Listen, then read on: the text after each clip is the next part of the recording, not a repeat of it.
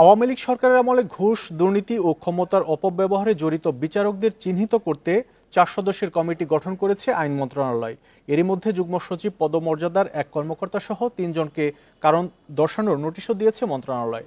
তাদের ১৫ দিনের মধ্যে শোকজের জবাব দিতে বলা হয়েছে।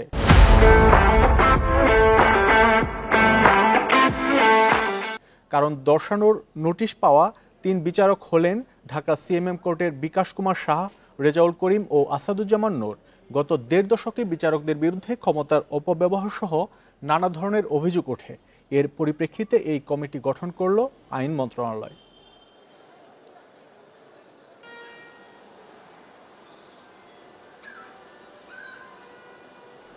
কারণ দর্শানোর নোটিশ পাওয়া ৩ বিচারক হলেন ঢাকা সিএমএম কোর্টের বিকাশ কুমার সাহা, রেজাউল করিম ও আসাদুজ্জামান নূর। গত ১.৫ দশকে বিচারকদের বিরুদ্ধে ক্ষমতার অপব্যবহার সহ নানা ধরনের অভিযোগ ওঠে। এর পরিপ্রেক্ষিতে এই কমিটি গঠন করল আইন মন্ত্রণালয়।